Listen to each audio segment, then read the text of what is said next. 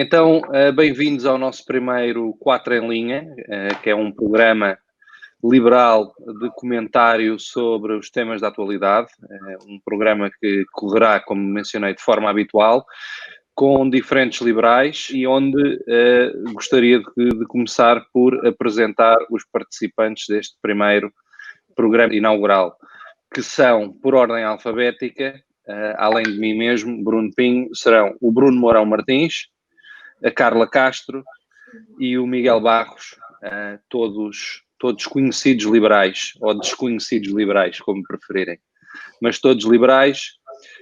E a ideia deste programa original, vamos comentar alguns temas, começando pelo grande tema desta semana, que foi a saída do Ministro das Finanças, Mário Centeno, do seu cargo, juntamente também com a entrega, porque isto aconteceu simultaneamente no mesmo dia, com a entrega do orçamento suplementar na Assembleia da República.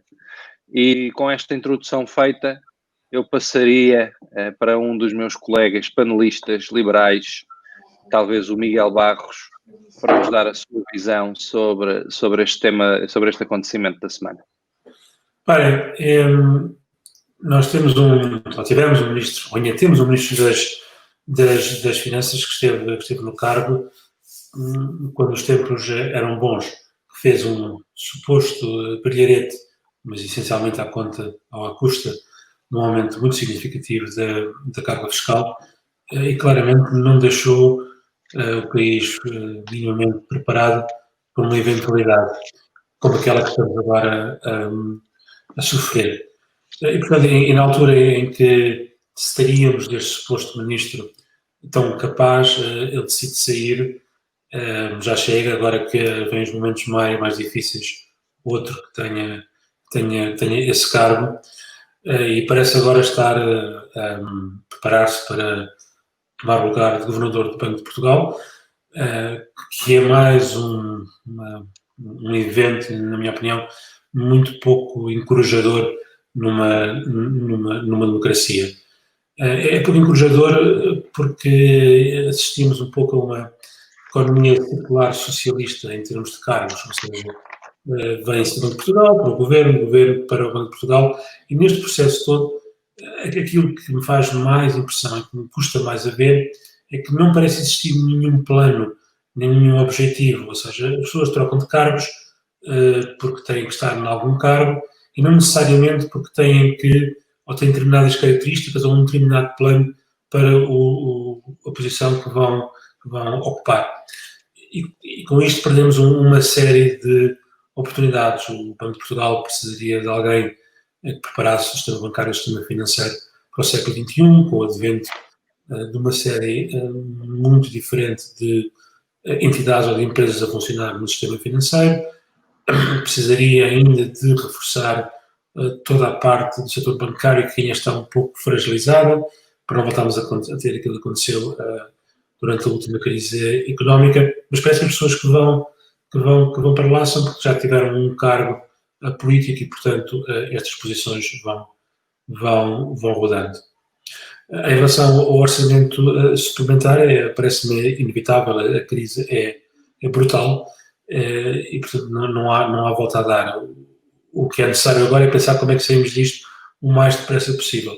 Há uma tendência, ou há uma preferência, digamos assim, principalmente de todo o campo socialista, que os problemas se resolvem ou por termos mais instituições, ou por termos mais legislação, ou por mudarmos alguma coisa nos números. E o que falta, muitas vezes, é um plano, e um plano execuível e que seja, de facto, executado. Nós assistimos, é a agência para isto, é a comissão para aquilo, mas depois os resultados práticos são muito poucos.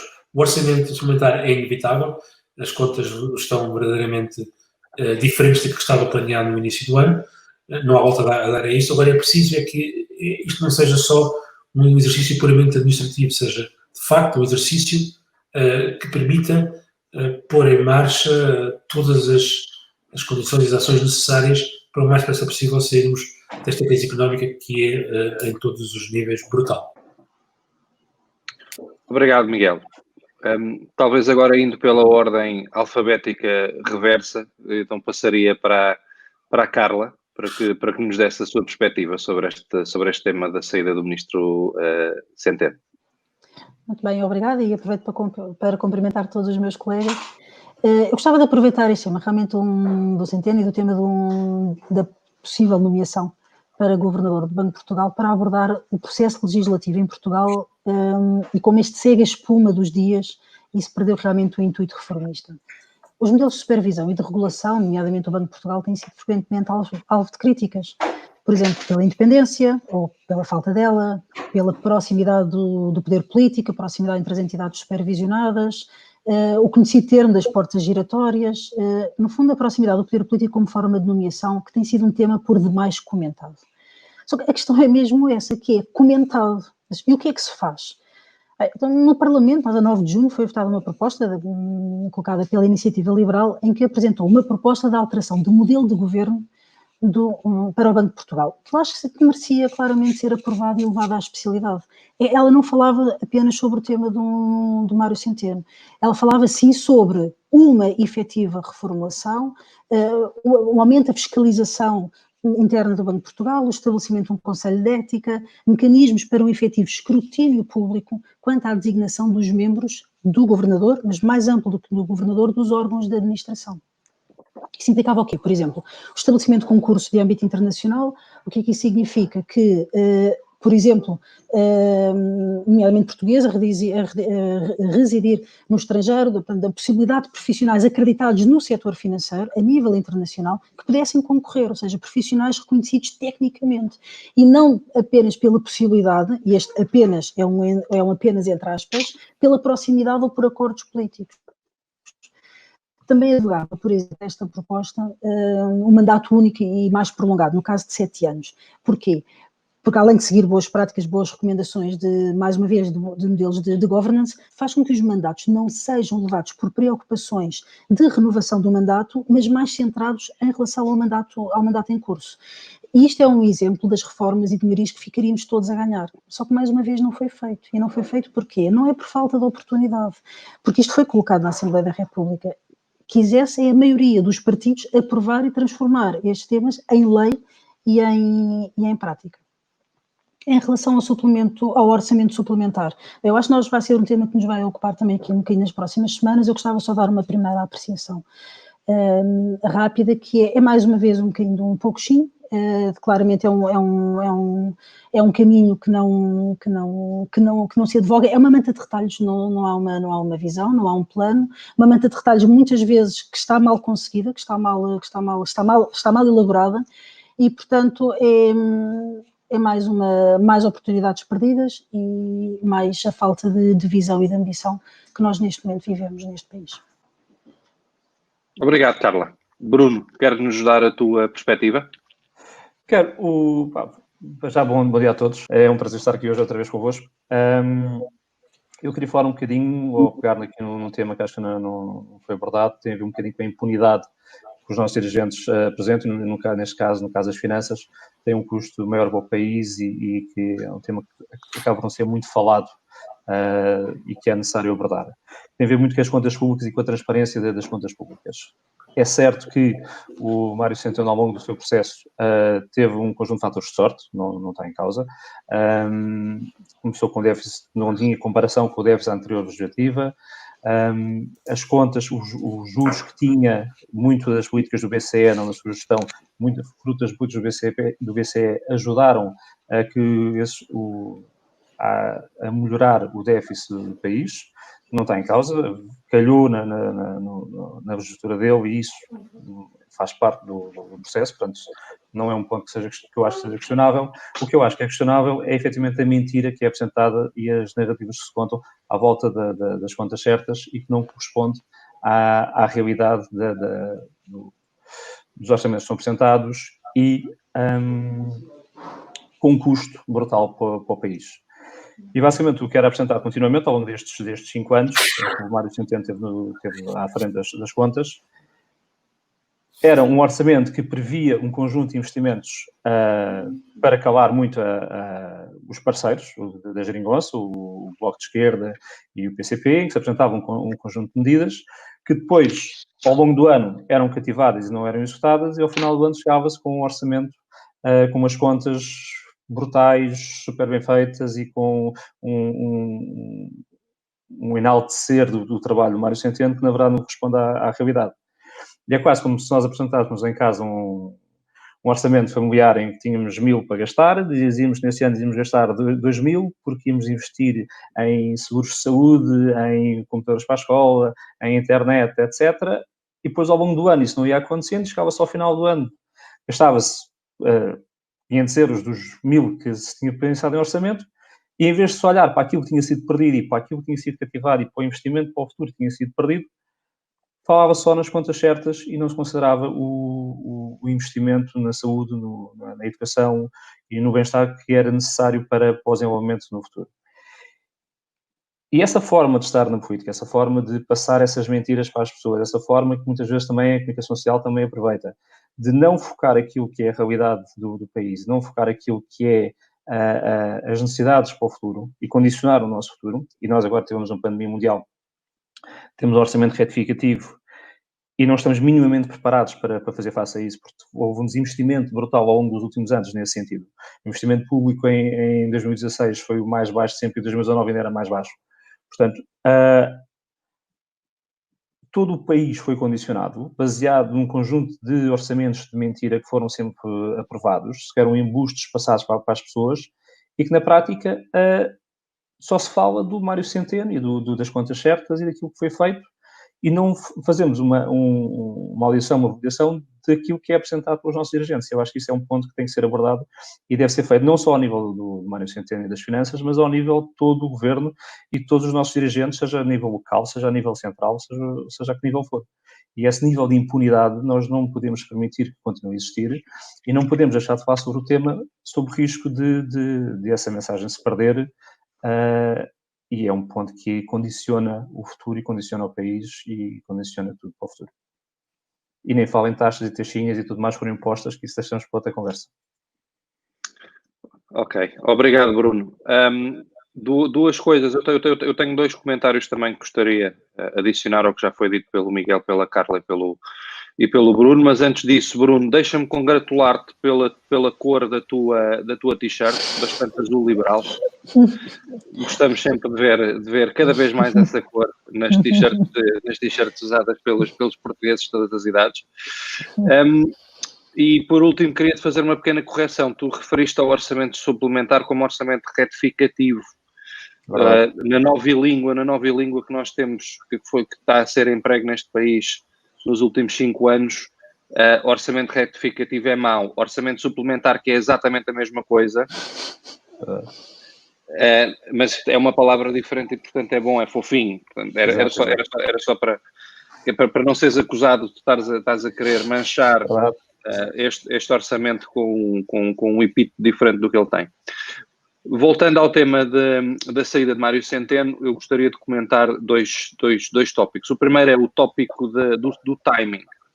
O timing eu acho bastante interessante ou inoportuno por duas razões. A primeira é a saída do Ministro das Finanças dá-se no próprio dia onde o orçamento suplementar, um orçamento que, atenção, é elaborado pelo Governo e com o input particular do Ministério das Finanças,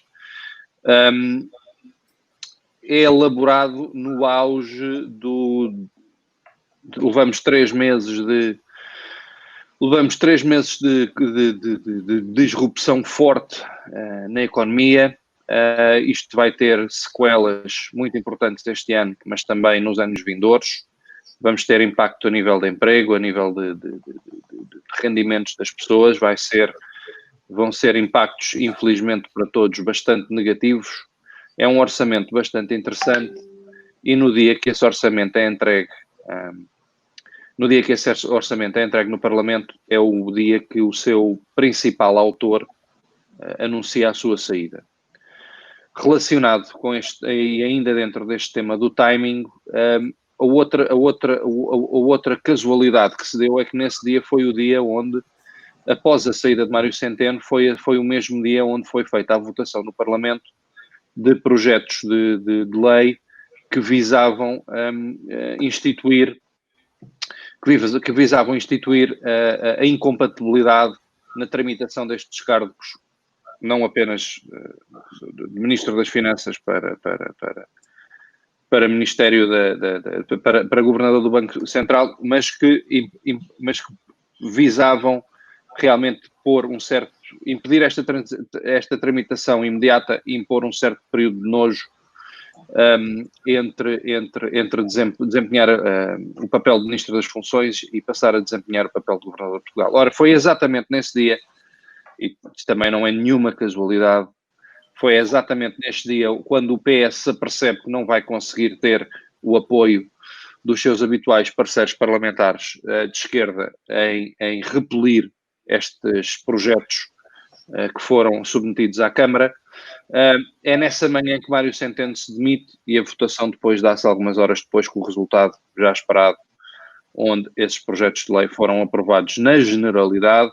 Baixam agora a uma comissão de especialidade que irá transformar isto realmente numa lei que voltará à Câmara do Parlamento para ser aprovada, mas isto tudo é um processo que vai demorar meses.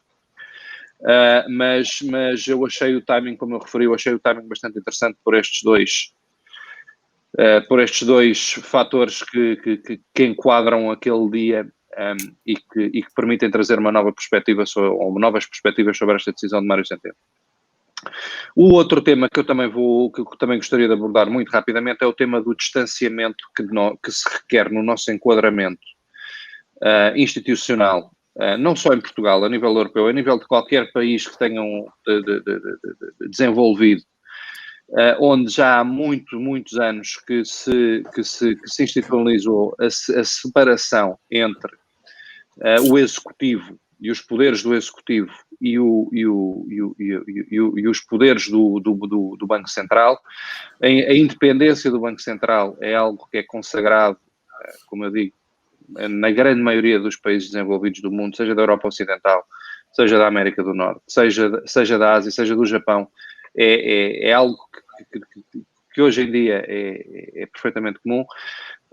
E que faz todo o sentido, porque as funções de supervisão e as funções também de política monetária, que é verdade que o Banco de Portugal pertence ao BCE, na medida em que na política monetária são todos os governadores dos bancos centrais dos países da zona euro que se sentam a nível de Conselho do BCE para definirem conjuntamente a política monetária.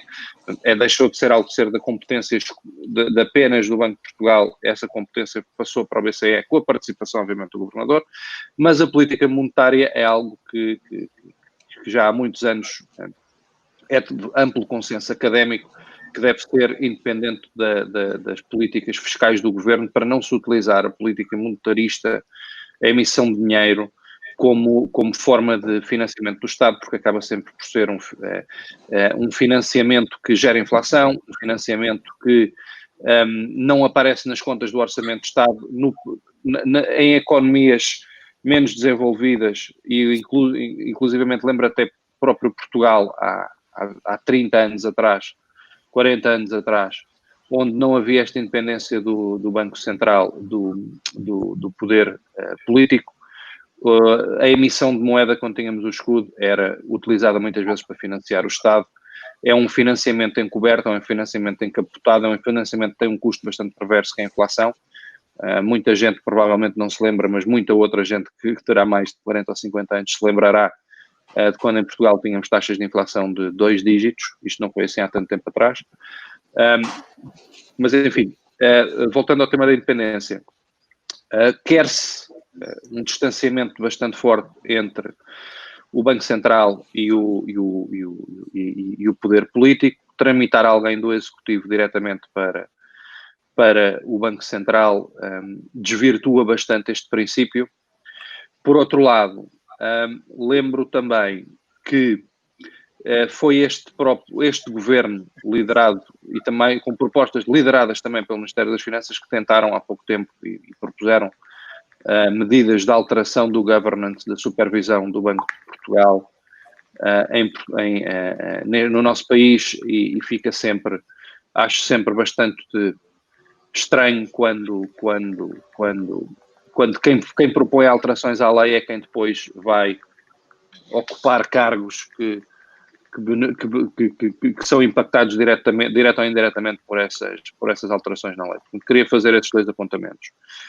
Por último, também ainda no tema de distanciamento, e vou pedir aqui talvez à nossa produção que ponha aqui ao lado a fotografia que eu lhes vou enviar, que é uma fotografia muito curiosa, é uma fotografia de 3 pessoas tiradas no seu tempo universitário, provavelmente há 30 ou mais anos atrás, e as 3 pessoas que estão aqui nesta fotografia são, curiosamente, Mário Centeno, está de t-shirt branca. No meio da fotografia, a pessoa que está ao meio é o atual Presidente da Assembleia da República, Ferro Rodrigues, e a terceira pessoa que está na fotografia é Sérgio Figueiredo, que é o Diretor de Informação da TVI, como provavelmente muitos saberão. Isto também ainda no tópico da independência do Governador do Banco de Portugal versus o poder político e neste caso também versus o quarto poder que temos em democracia, que é o jornalismo. E com isto estes eram os pontos que eu queria abordar neste tema.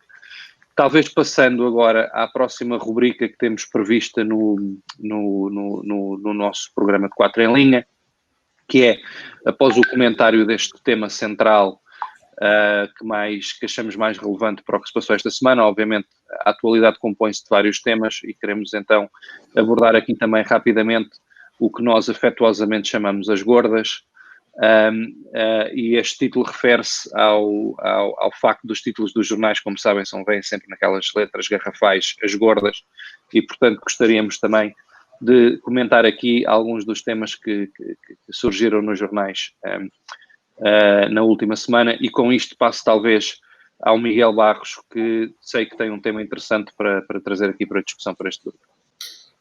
Obrigado, Bruno. O tema que eu tenho para abordar hoje são 2 artigos que saíram recentemente na imprensa portuguesa. Um foi escrito por mim sobre a importância dos votos dos grupos da Europa e fora da Europa, e depois um segundo artigo que saiu no Jornal Notícias 2 ou 3 dias atrás sobre o número de pedidos de nacionalidade que foram feitos no ano passado. Ambos os artigos têm a ver com um tema que me é muito próximo, que é o tema da inclusão social e o tema de darmos voz a todos os portugueses, no fundo não haver portugueses de primeira, portugueses de segunda. No caso dos votos dos cidadãos nos sítios da Europa e fora da Europa, ou seja, os cidadãos que moram no estrangeiro, a grande alteração foi a elaboração dos cadernos eleitorais com base não no cartão de eleitor, ou não do eleitor, mas com base na morada que consta do cartão de cidadão. O resultado disso, para quem não esteja muito familiarizado, foi que o número de inscritos nesses 2 círculos subiu de cerca de 250 mil para 1.400.000 inscritos, e o que nós assistimos, e bem, foi ao mesmo tempo um aumento brutal da participação desses cidadãos nas últimas eleições legislativas. Antes, esses 2 círculos representavam cerca de 30 mil votantes, aproximadamente, estou aqui a números redondos, e representaram já cerca de 160 mil. Continuamos a ter uma abstenção muito grande, não é muito fácil um cidadão no estrangeiro votar, dependendo das eleições pode fazê-lo ou não por via postal, se não terá de ser num consulado mais próximo, o que nem sempre é fácil de o fazer, uma questão de distância e de acesso.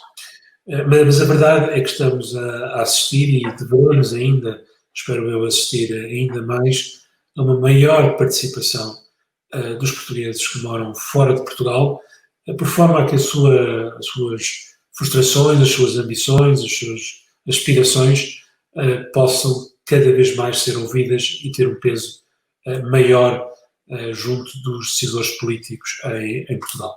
As próximas presidenciais vão ser um teste disso mesmo, são 1.400.000 eleitores, cada voto conta, ou seja, enquanto que nas legislativas esses dois círculos elegem apenas 2 deputados cada, o que significa que em termos de peso relativo em votantes por deputado têm ainda um peso baixo, nas presidenciais um voto conta todo da mesma maneira e são 1.400.000 potenciais eleitores. Relacionado com isso também, com o tema da inclusão, saiu recentemente dados do Ministério da Justiça que indicam que o ano passado foram feitos cerca de 180.000 pedidos de nacionalidade, dos quais 120.000 foram atribuídos, os outros 60.000 suponho que estejam em fase de avaliação. Há um grande atraso na atribuição de pedidos de nacionalidade, superior a 9 meses, em alguns casos mais do que um ano, ou seja, um cidadão que tem o direito de ser português espera pelo menos, e dependendo das suas circunstâncias, entre 9 meses a um ano para poder ser cidadão. Mas não deixa de ser relevante que todas estas pessoas que querem ser portuguesas vão também elas ter a sua voz como cidadãos e podendo também elas exprimir através do voto aquilo que aspiram e que desejam para o país. Parece-me positivo que haja tanta gente que queira ser portuguesa, uns que moram cá, a maior parte, outros que estarão no estrangeiro e que por circunstâncias diversas têm o direito de ser portugueses. Mas é importante que todos os que aqui moram, que todos os que têm uma ligação com Portugal, possam dizer, através do voto, aquilo que pensam e aquilo que aspiram para o país. Miguel, obrigado. Acho que é um excelente tópico. Tem bastante a ver com outros eventos que temos visto passar nas últimas semanas chamemos o tema do racismo. Obviamente, o tema de Portugal ser um país que permite a muita gente ser português, eu acho que é algo, eu pessoalmente acho bastante positivo que quem quer ser português, quem quer pertencer a este país, quem quer integrar-se aqui, quem quer trabalhar, possa perfeitamente ter o direito de o fazer. Nós como portugueses, como país, como nação, fomos durante várias décadas, até para não dizer alguns séculos, porque há registros da imigração portuguesa ainda até ao século XIX, de comunidades importantes que foram fundadas por portugueses pelo mundo inteiro. Nós fomos historicamente sempre uma nação de emigrantes e acho que sempre beneficiámos de ter sido acolhidos bem nos países de destino. Nos últimos anos em Portugal tem-se verificado uma grande inversão da pirâmide demográfica. Temos cada vez menos portugueses a nascer em Portugal, menos filhos de portugueses a nascer.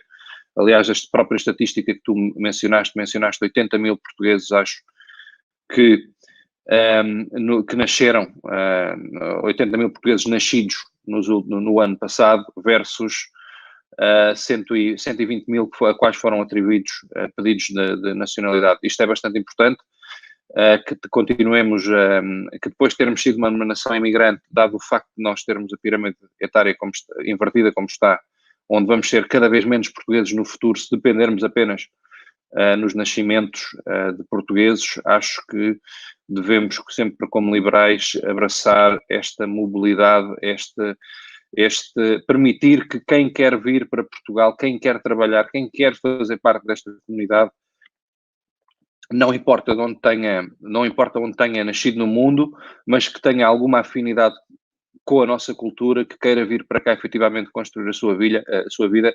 Eu pessoalmente sou 100% a favor que venham e que se integrem e que obtenham essa nacionalidade portuguesa. Carla, Bruno, não sei se tem algum comentário neste tópico. Sim, eu gostava de comentar algo e para já felicitar o Miguel em concreto pelo artigo que escreveu no tema das presidenciais e dos votos, porque fez-me refletir um pouco, porque algo que passa muitas vezes desapercebido e só se fala na altura das eleições é o tema da abstenção. E esse é um tema que eu acho que nós deveríamos tomar mais atenção. Portugal tem sistematicamente, nos últimos anos, tido uma das maiores taxas de abstenção da Europa Ocidental. Isto é algo que nós não devemos olhar para o lado. O Miguel falou do tema das presidenciais, centrando-nos nas presidenciais, estamos a falar de valores que rondam os 50%, e o Miguel mais uma vez comentou o tema do estrangeiro, então aí ronda os 95% de abstenção. E isto são valores que eu atrevo-me a dizer que desafia a democracia representativa. Portanto, isto tem um reflexo importante, quer do ponto de vista da cidadania, e é preocupante no que é revelador ela própria da descrença no sistema, ou seja, o porquê do não voto. Há um afastamento e um desinteresse pela política, eu creio que isso é por demais evidente, e o ato de votar é algo que nos deve preocupar e motivar enquanto sociedade. Eu acho que também é relevante neste momento, porque o contexto de política e social que vivemos pode tender a agravar esta situação. Eu receio um bocadinho, ou para levar por um lado para mais extremismos, ou então pela própria descredibilização das instituições que contribui para esse afastamento do cidadão para a política e para a participação política. Depois há um tema que eu também não consigo deixar de dissociar quando nós falamos de diáspora e dos votos, que é do processo que se passou nas últimas legislativas. Também há algo que me perturba um bocadinho, por vezes, que é realmente uma falta de memória, e nós vamos funcionando de acordo com o contexto, mas depois parece que nos esquecemos de tratar dos temas. As eleições são diferentes, as características dos votos de legislativas e presidenciais são diferentes, nomeadamente na mecânica internacional. Mas em relação às últimas legislativas, eu não creio que a diáspora tenha sido tratada com a dignidade que merece. Quer dizer, nós recordemos que o Presidente da República recebeu os partidos com os deputados eleitos antes das contagens dos votos da diáspora. E pode haver justificação para isso? Vamos admitir que sim. Mas o que não há justificação é para depois se esquecer do tema. O que é que se avançou na operacionalização dos votos? O que é que se avançou no que é que não correu bem no processo? Eu acho que tudo isto há que ter em atenção, não só pelo respeito que cada um dos cidadãos tem, nomeadamente os que não estão a residir em Portugal, mas pelo próprio respeito pela democracia representativa. E eu acho um bocadinho preocupante que isto seja algo que surja 2 dias antes das eleições, apelos à não abstenção, e que se tem que reformar, mais uma vez voltamos ao tema das reformas, tem que se reformar o sistema político, mas depois vai-se na espuma dos dias. E pronto, era esta a reflexão que eu queria fazer. Obrigado, Carla. Bruno, eu estou aqui um bocadinho consciente que estávamos a tentar fazer um programa um bocadinho mais curto do que já está a correr. Eu queria a ti, talvez, como tu tens uma gorda para comentar, que trouxeste, talvez, para passarmos diretamente a esta gorda. Está bem. É justo. Esta emissão inaugural. Muito bem. Eu ia trazer um conjunto de fininhas, que aconteceu durante a semana sempre sobre o mesmo tema, mas, entretanto, ontem o Sol presenteou-nos com a gorda sobre este tema que eu vos queria falar e dar-vos 2 notas sobre a notícia que saiu. E, basicamente, tem a ver com políticas locais, tem a ver com ideias que acontecem em Oeiras e que o Isaltino Moraes insistem em pôr agora na agenda. E basicamente tem a ver com uma terceira travessia sobre o Tejo, já vamos falar sobre isso, mas há um detalhe, um pormenor na notícia do Sol que eu achei delicioso e que remete um bocadinho àquilo que falámos há pouco do Centeno e àquilo que falámos agora também da questão que a Carol mencionou agora com as alterações à lei para a abstenção e para os votos e tudo mais, que é o nível de impunidade que os nossos políticos têm e que é um nível de impunidade que tem décadas, e nós percebemos isso na notícia do que sai do Sol, com um detalhe de uma história que o Isaltino conta há 30 anos atrás, quando o Isaltino começa a política de eliminar as barracas em Oeiras, e é chamado ao gabinete de Cavaco Silva, na altura que era Primeiro-Ministro, e lhe pergunta como é que está a ser resolvido o problema e surge a base daquilo que foi, na altura, o plano especial de realojamento, que era uma proposta que foi feita em 3 dias pela Câmara de Oeiras, depois apresentada ao Ministro das Obras Públicas, que era o Ferreira do Amaral, na altura, e apresentada em 8 dias. E há um detalhe nessa história que é curioso, que é a jornalista a perguntar ao Ferreira do Amaral, quando ele apresenta a política do plano especial de realojamento, se era uma resposta à política aberta de Mário Soares, e eles respondem, não, isto é uma coisa que está a ser pensada há meses e, por acaso, coincidentemente, foi lançada agora.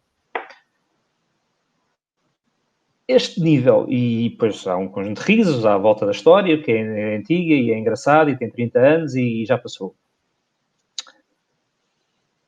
Mas é reflexo de tudo o que tem acontecido desde sempre na história da política. É um bocadinho reflexo do nível de abstenção que existe pela política, que é o descrédito completo das pessoas que estão à frente e supostamente são responsáveis e são governantes, quando fazem estas coisas e assumem falsidades e mentiras e subterfúgios quando apresentam aquilo que são políticas. E não tinha mal nenhum dizer que foi feito em 8 dias, fizemos, respondemos, está aqui, está bem feito, acabou com as barracas, não tem questão nenhuma.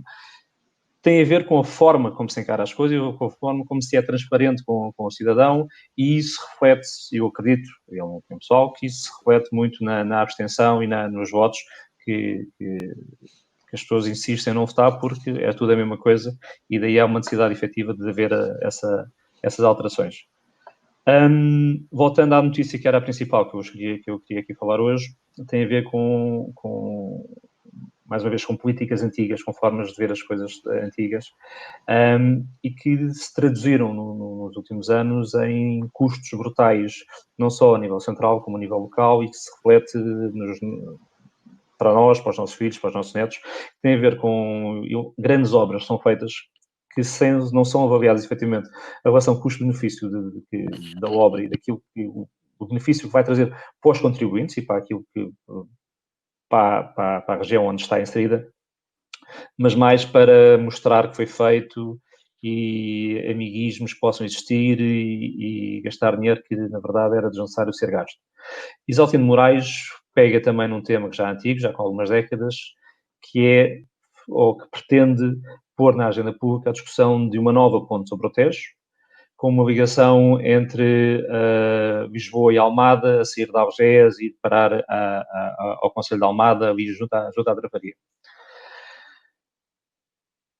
Que, mais uma vez, e esta pandemia trouxe um bocadinho esse exemplo, se nós olharmos para a forma de trabalhar e das pessoas se relacionarem, etc., uma das coisas que esta pandemia nos trouxe, e se pegarmos uma estatística simples como um exemplo da falta de necessidade desta ponte, a 25 de Abril, a ponte 25 de Abril tem cerca de 120 mil carros de tráfego por dia. A Vasta Gama tem cerca de 80 mil, ou seja, redondamente, em média, são 200 mil carros por dia. Fala-se, e podemos falar cada vez mais, neste novo formato, trabalho as pessoas que trabalharem cada vez mais de casa. Ou seja, se tirarmos aqui um dia de trabalho que seja, são menos 40 mil carros a passar nas duas pontes.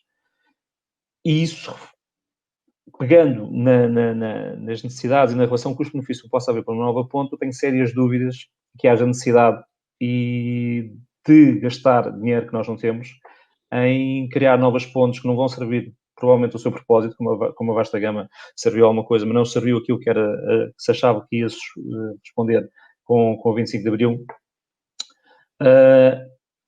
com impactos brutais para as pessoas, e quando se devia focar mais em investir na saúde, em dar liberdade de escolha na educação, em reduzir taxinhas para incentivar que haja mais emprego e não propriamente estar aqui a criar pontos sobre o Tejo que são desnecessários.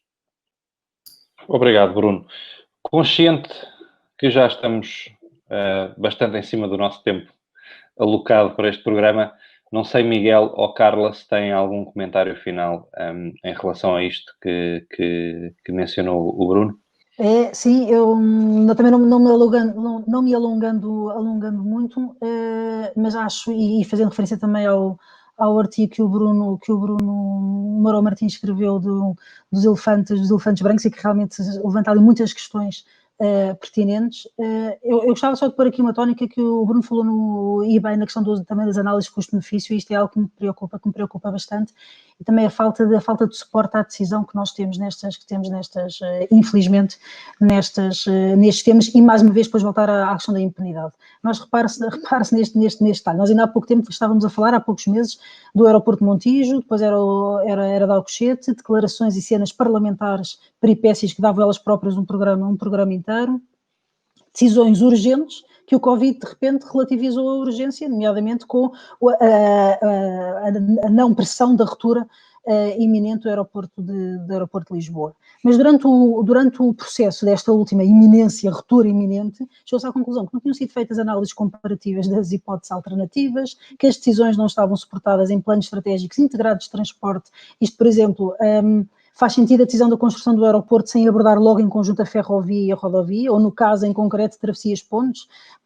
Isto tem que ser considerado à partida, porque senão empurra-nos para aquilo que estamos habituados em Portugal, que é umas políticas de facto consumado, e isso não é forma de decidir. Portanto, nós não podemos avançar para as coisas sem saber os planos de investimento, sem saber as análises custo-benefício, e é necessário ter uma visão também para não começarmos, já nem é um regionalismo, já é um municipalismo, não é? Ou para não termos estas exaltinices de propagandas e agora vou promover aqui a minha zona, quando isto realmente são temas para ser vistos com a seriedade, com a abrangência que merecem, e é assim que deveria ser refletido o discurso e a ação política, e que infelizmente esta abordagem não é a usual. Mas pronto, estamos cá para isso. Obrigado, Carla. Miguel?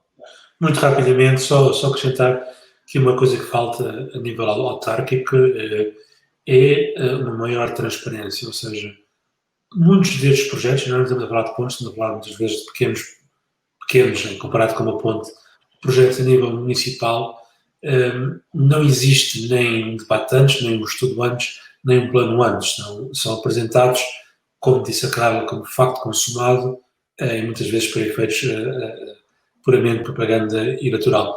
E é importante que os cidadãos sejam mais exigentes. Nós temos o direito de saber aquilo que cada autarquia tenciona fazer com o dinheiro dos nossos impostos, que no fundo é fruto do nosso trabalho.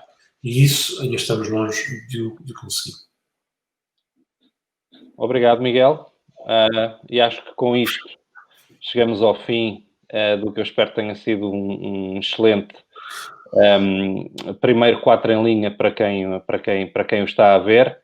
Agradeço-vos a vocês, todos vocês que estão a ver este programa, o facto de terem dedicado o vosso tempo para ouvir as nossas ideias liberais sobre estes diferentes temas da atualidade, e queria aproveitar para agradecer especialmente ao Miguel, à Carla e ao Bruno por terem participado, por terem dedicado o seu tempo a participar nesta primeira edição. Por isso, obrigado, Miguel, obrigado, Carla, obrigado, Bruno. Acho que olhei para o lado errado. Obrigado, Miguel. Obrigado, Carla. Obrigado, Bruno. Obrigado.